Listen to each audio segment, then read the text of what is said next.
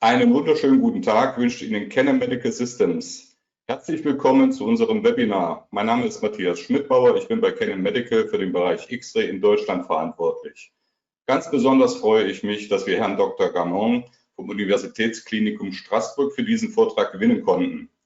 Seit 2017 verwendet er für seine Interventionen ein Angio-CT von Canon und möchte uns über seine Erfahrungen berichten.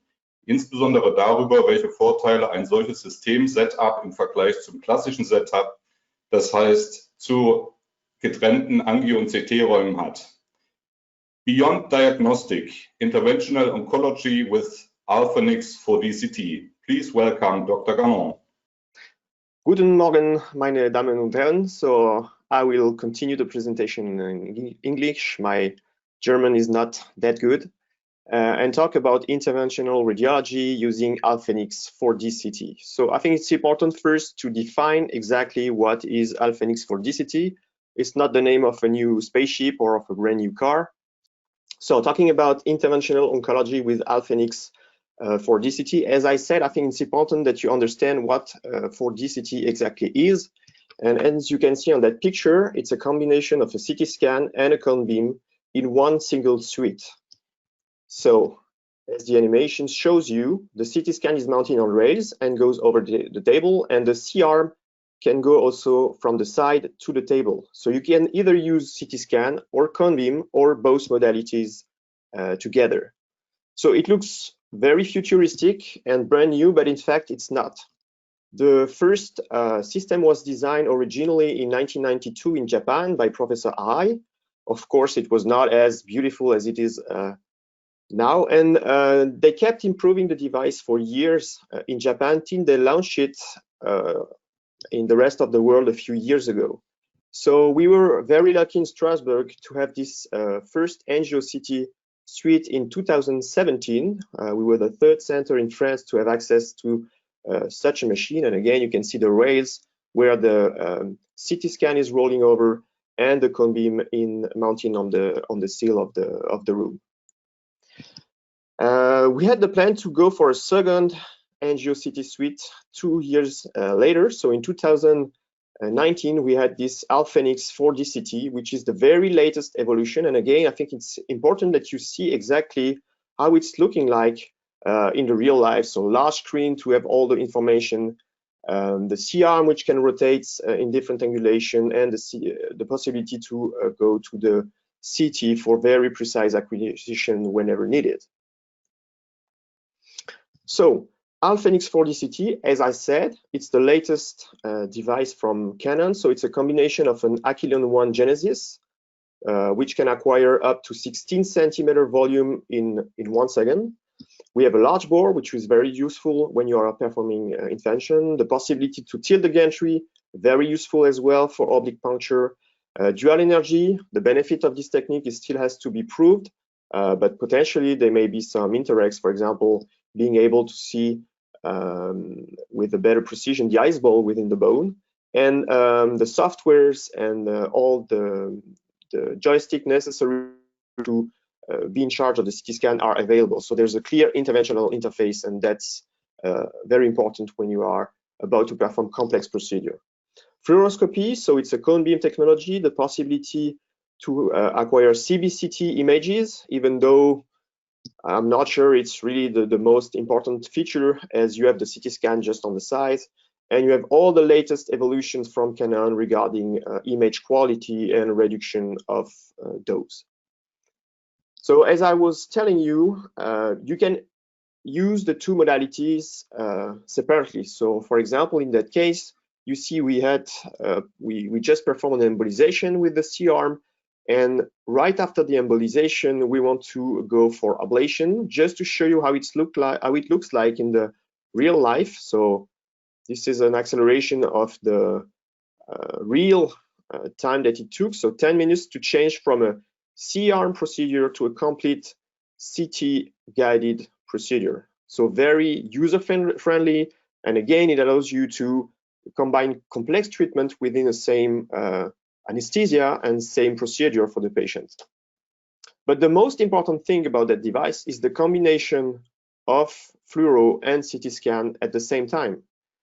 Look here, we switch from a lateral fluoro position during iliac radiofrequency ablation to a CT scan position in less than 30 seconds. And it can also be the other way around. So you see we go on the side to have the acquisition of CT images. And if you go back to fluoro, you have auto positioning, which means you can simply by pushing 2 buttons, come back to the exact same C-arm position. And again, the benefit is that it's very, very fast, and you can do it several times during the same intervention. Is it useful? Definitely, especially for complex procedure. You have here the example of a cervical cementoplasty. On the left side, you can see the fluoro images, which shows you nicely the sagittal angulation of the needles towards that vertebral body, and also you need fluoro to inject in real time the cement. On the right side, you see how CT scan provides you millimetric precision to navigate within that very thin pedicle, avoiding going to the spinal canal or the vertebral artery. So for such a procedure, usually we are doing multiple fluoro and multiple CT acquisition, 5, 10, 20, 30 times. With that device, again, it's feasible with very high image quality for both modalities. The other benefit of having those two modalities combined close together is that you can make them communicate. Image fusion. So here is just a short example during a vascular procedure.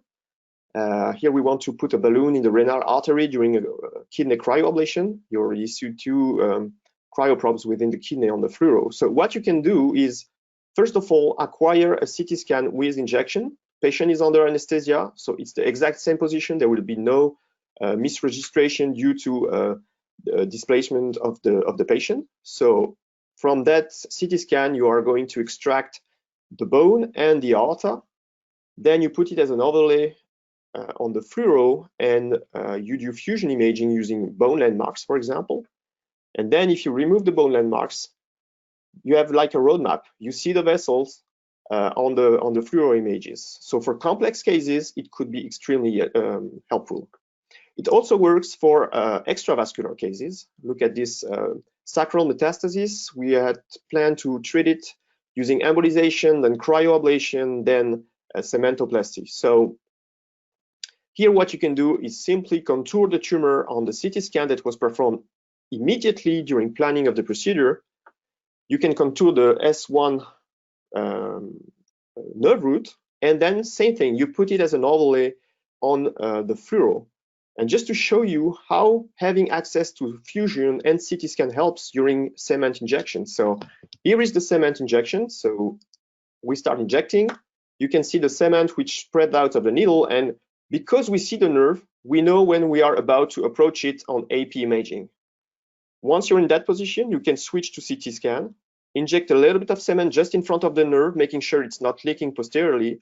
And once you're more lateral, come back to fusion with the angio and inject the rest of the cement. So again, you can do it without fusion, maybe without CT scan, but you clearly increase the precision and potentially you increase the amount of cement that you are injecting in that case. Now, is there a real interest to use angio-CT? That's a very good question, and I'm very frequently asked, okay, it's nice, it's fancy, but do we really need it? I think it's important to understand how oncology works today. You all know that we have the systemic treatments, the local treatments, everything being under the watch of diagnostic radiology. And clearly, interventional radiology is a very growing field in oncology, especially for local treatments, but not only.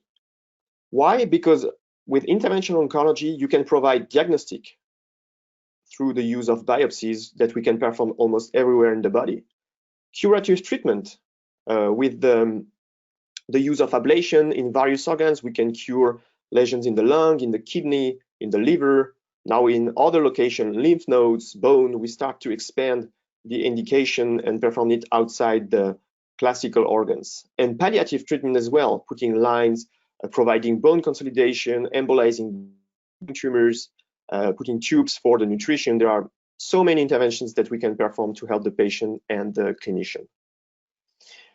So you all know, and you will all agree that US, CT, and fluoro are a basic guidance modality. But the true benefit is when you are going to combine those technologies to improve the way you are guiding the intervention. So why is a combination helpful? Well, sometimes it's mandatory.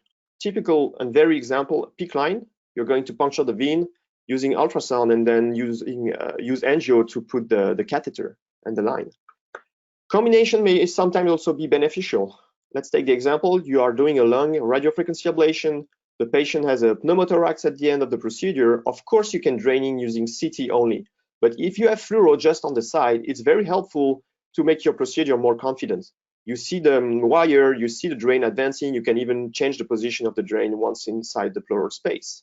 And finally, combinations may open new horizon of treatment, and I will show you some examples. So a few clinical applications, I think it's the most important. The first case, this patient has very large single liver metastasis from breast cancer, hypervascular, it's 5.5 centimeter in size. And here, of course, surgery might be an option, but the patient is at very high risk of recurrence, so they want to be able to continue chemo following the treatment. So we were asked, can you do that? So what we did here is the first step, embolization using the C-arm, using gel foam in that case, because we are going to ablate immediately after the treatment. So there's no need to be too much aggressive with your embolization. Once you have done, we have done the embolization, same procedure, we go to the CT, we use CT guidance to perform this microwave ablation with 3 antennas, several positions, and again, see how nice this CT scan shows you the repartition of the probe and the position. You also see on the right side that there is some contrast in between the liver and the diaphragm. That was artificial ascites performed to protect the diaphragm during ablation and avoid secondary diaphragmatic herniation due to the treatment. Even better, once you are in position, if you are not sure that you have performed a complete treatment, we put the catheter in the SMA, as you can see on the angio on the left side, and you can perform a contrast-enhanced CT scan with 20 mils of contrast. So that's a portal phase from with the injection from the catheter in the SMA. Feasible because the CT scan is just there, and so you can repeat it several times. While if you're using a standard intravenous injection, you would not do multiple injection. And you can see here we had a very large ablation, and that's a 6 months follow-up with almost complete ablation of the segment 7 and a shrinkage already of the treated lesions. So clearly we can push the boundaries of what we're doing using that guidance. We can also expand the location. So for example, the combination of embolization and ablation is mostly described for liver treatments, but you can do it elsewhere. Real metastasis from kidney cancer with dysplastic artery, same approach. First embolization, treating the 4 feeders here, 3 branches from the intercostal arteries, 1 from the internal thoracic artery, and immediately after 1 single anesthesia. So of course it's a long procedure, about 5 hours, but for the patient I think it's beneficial. We go to CT scan and perform that cryo ablation, and again the precision of CT to have this oblique approach, perfect repartition of the probes. You can monitor the ice ball very nicely. It's the hypodense structure that you see on sagittal and coronal view. Look how it's approaching or not the colon, so you avoid complication, having this very precise image guidance. This treatment typically, I think, would be hardly feasible with cone beam CT guidance. It also allows to perform new application, mostly in bone. Look at this very nasty sacral fracture. The idea is to put 2 screws to provide stability and consolidation, but of course, we need to pay attention to the nerve root which are on the way. So same story, we use CT scan to position the wire in S1 and S2, avoiding very precisely the nerve root. And once you're in position, you switch to fluoro to advance the screw over the wire. And in that case, we perform additional cementoplasty, and that's the final result, exactly like as planned, no complication, because we had the precision. And I was telling you that you can push the boundaries of what you're doing, having those very precise modality. Here is a C2 metastasis, very high risk of impending fracture. So the goal was to cement here, but would not be sufficient to provide stability. So an additional screw was planned in that case. That should require open surgery because you want to target the prevertebral space, but you have the jugular vein, the carotid artery, and the pharynx in the way. So how can we do that without surgery? Having the precision first of CT. As you can see, hydrodissecting, so it's fluid with a little bit of contrast to see the repartition of the jugulocarotidal space and the retropharyngeal space. This opens the way to insert the wire as you can see here. Wire insertion using the precision of angio on AP and lateral view to be in the axis of the dents of the endotoid. Again, it's very minimally invasive, as you can see there. Advancement of the screw and then cement injection inside that metastasis. So here is the final result, exactly like as planned from the start. And we were able to achieve that because, again, during the procedure, as you can see here, I can go with various angulation very quickly, and whenever needed, I can switch to the CT position and make sure that everything is perfectly in position like I was planning. And again, the use of fusion may be helpful as well. A native angio on the left side, the fusion CT angio on the right side. You can see we did the contour of the tumor. That helps to make sure we fill it with cement. And you can see also a small dot at the tip of the dents, which allows you to show us during the procedure the exact target point of our screw.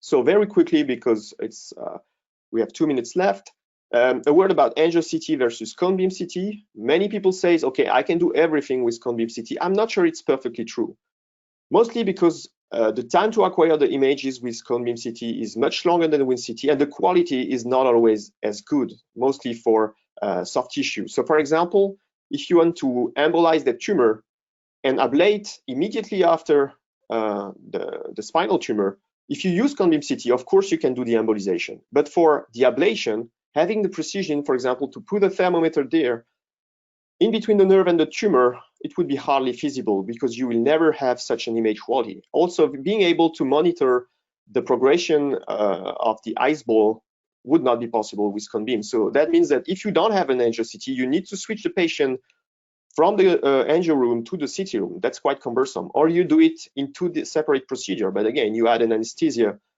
for the patient.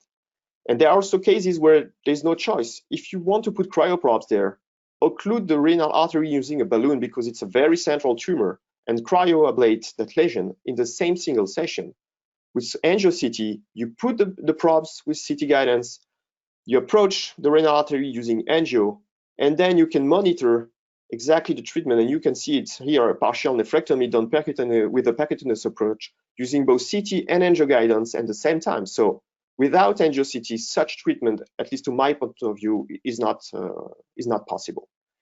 So I hope I've convinced you that the combination of angio and CT not only allows to perform everyday practice, CT-guided procedure, fluoro-guided procedure, you can also add an ultrasound, but also it allows you to perform new interventions that would be otherwise hardly or not feasible with other guidance modality. Thank you very much. Thank you very much, Dr. Garnon. Recht herzlichen Dank, dass Sie so zahlreich teilgenommen haben. Ja, wir würden uns freuen, wenn Ihnen der Vortrag gefallen hat, und würden uns auch freuen, wenn Sie uns kontaktieren würden. Ihnen wünsche ich noch ein schönes Wochenende und bleiben Sie alle gesund. Auf Wiedersehen. Auf Wiedersehen.